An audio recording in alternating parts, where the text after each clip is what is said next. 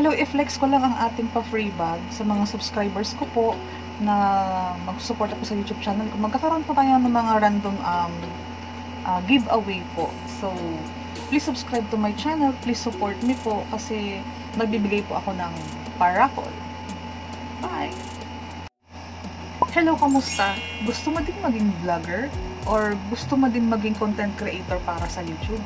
Tapusin mo itong very short video na ito kasi nag-prepare ako ng 6 tips kung paano nga maging vlogger. So, stay tuned! First tip, as early as possible, hanapin mo na yung niche mo. Ang niche, kung ano yung gusto mong maging focus o ang magiging laman ng pinaka-YouTube channel mo. Pwedeng maging niche mo is makeup tutorial, travel vlogging, haul, tutorials, itong mga how-to. Yan yung sinasabing niche. Importante yan kasi kailangan mo po kasi ng mga taong mag-subscribe sa'yo dahil hinahanap nila ang mga ganang klase ng content. Ang mga tao kasi na magiging supporter mo or mga subscriber mo, mag-subscribe yan sa YouTube channel mo dahil gusto niyang makakita ng mga makeup tutorial.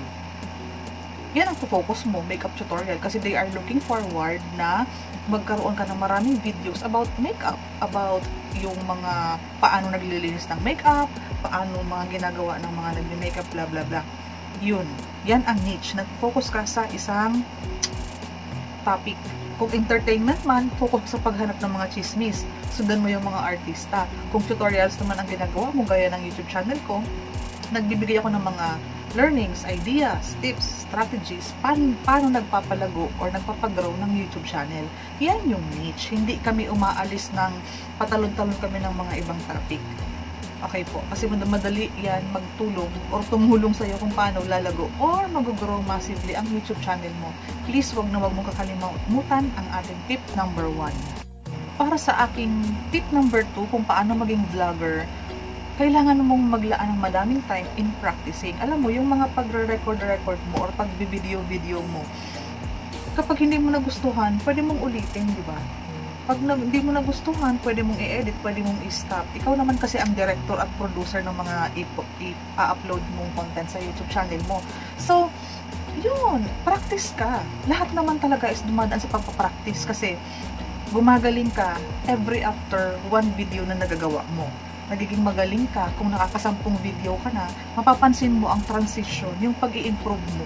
Kaya, magpa-practice ka ng magpa-practice kasi kapag madalas ka nang nag-record tapos panay mo naman upload, ang quality hindi naman maganda, sayang yung time. So, always po, isave mo yung time and energy mo sa pag-upload ng video. Always po, mag-focus ka sa kalidad or sa quality ng mga video na ina-upload mo. So much better po kapag baguhan kang YouTuber or vlogger, keep on practicing sa loob ng kwarto mo, sa CR, kung saan ka komportabling mag-practice. And always po, take with you ito, mga ideas, notes, journal. Kasi kahit naman po mga lumang or mga datihan ng vlogger, gaya po namin, meron din po kaming mga sinusulat, mga ginajot down na notes, anong sasabihin namin. Hindi po yan nawawala kasi hindi naman po kami sobrang galing na maaalala namin lahat. Diba po? Please give me a thumbs up kung nag-a-agree ka.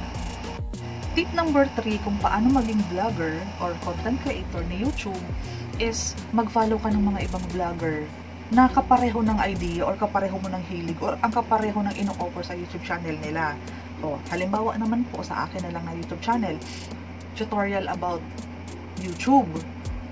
Ang akin channel po. Ngayon po, may mga pina-follow po ako ng mga magagaling na mga content creator na tumutulong din magbigay ng tips, strategies, ideas, tutorials tungkol kung sa pagpapalago or pagpapagrow ng YouTube channel.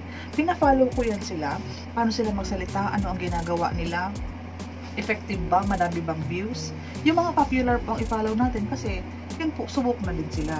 As in, naging effective na. And from time to time, doon ako kumukuha ng inspiration, ng ideas, kung ano yung mga pwedeng maging laman ng aking YouTube channel. Kasi magkapareho po kami ng ino-offer. Tutorials. Nagtuturo po kami ng sa mga bagong YouTuber, nag-guide po kami. So, wala naman pong pinagkaiba ang ideas niya sa ideas ko. Ginagawa ko lang siyang original na magmukha talaga siyang pag-aari ko. Pero ang ideas, ang inspiration, yun po, nanggagaling po sa kanila. Kasi mga nauna na silang successful, kinukuha natin yung mga ideas. Tinutulungan nila tayo. And pwede mo pong gawin yun kasi minsan kapag baguhang YouTuber ka po, hindi mo pa alam kung ano ang effective, ano yung mas magandang piliin, ito ba or ito ba. Kung mai-inspire ka na po sa mga nauna ng successful na may kapareho mong hilig, kung gusto mo po ng mag-makeup tutorial ka, maghanap ka ng mga content creator or mga vlogger na magaling po sa pag-makeup gaya ni Michelle D. Ganun po ang ibig sabihin natin.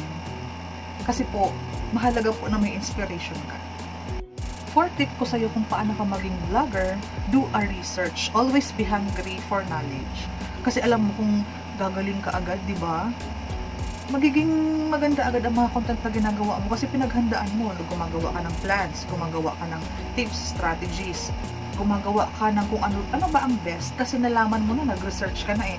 So at least alam mo na yung mga know-how, you know how to, you know what to do, and you have plans, and naunawaan mo na kung ano yung magiging tracking mo, ano yung magiging daan na patutunguhan mo kasi nag-research ka, and i-assess mo yung personal what you love. Dapat po na i-integrate mo yan talaga sa gagawin mo sa YouTube channel kasi it will be all about you presenting yourself, and then you will think about the satisfaction of your viewers.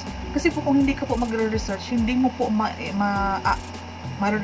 na kailangan mong unahin ang satisfaction ng mga audience mo, because this will help po your YouTube na mag-grow massively because you need po the views of your subscribers. Okay po? So, we are up sa ating next topic. Sa fifth naman po, na tip ko sa iyo kung paano maging vlogger is keep improving yourself po. I mean, sa editing skill, sa pagsasalita, mag-research ka, and then alamin mo po kung ano ba ang tama. May tamang voice po, yung mabilis ka magsalita kasi gusto mo makuha ang ano nila, ang attention nila.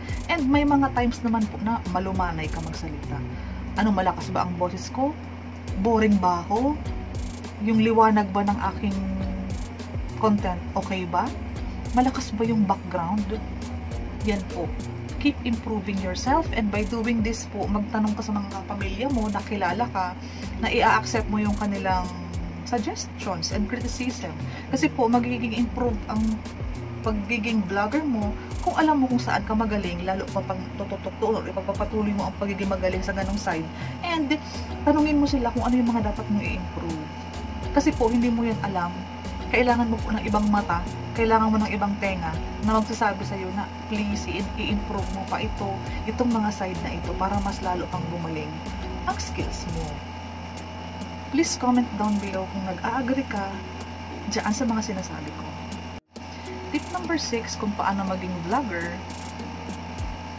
you need to be yourself. Kasi ang YouTube, tandaan mo, tingnan mo yung ang itsura ng YouTube. YouTube. You. Ikaw. As in, ikaw. Hindi ako ha. Ikaw. YouTube. Ito po is nakafocus talaga sa kung sino ka. Original na ikaw. Hindi nakapikat na ikaw. Kasi mamahalin ka ng mga subscribers. Dahil po, sa nakikita nilang originality mo, passion mo, yung mga ini-input mo sa kanilang mga tulong, informations, inspirations, most especially, be yourself para mas ma-enjoy mo yung journey mo sa YouTube. Kasi po, mahirap po i-try na kopyahin yung mga ina-idol natin. Pwede kang kumuha ng inspiration, pero wag mo silang gayahin. Kasi kung copycat ka, ba't ka pa nila ipa-follow? E di i-follow na lang nila yung original. Gaya po ng ibang sinasabi ng mga napanood ko, ginagaya daw ng mga ibang vlogger si Kong TV. So, paano pa nila i-appreciate yung mga copycat na Kong TV? Pwede naman nilang puntahan ang original YouTube ni Kong. Nakukuha po. Kasi po, pag hindi naman masaya, kung ikaw, kinokopya mo sila. Kasi ikaw nga sa sarili mo, kinokopya mo, hindi ka masaya. Ipakita mo kung sino ka para lumabas yan sa screen, ma-enjoy yan ng mga viewers mo at mahalin ka ng mga viewers mo.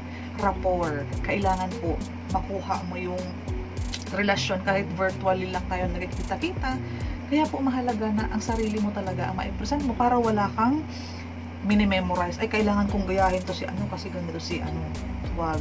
Kapag ikaw na ikaw yan, wala ka ng ibang gagawin paghahanda kasi ikaw na yan, authentic na ikaw. Go!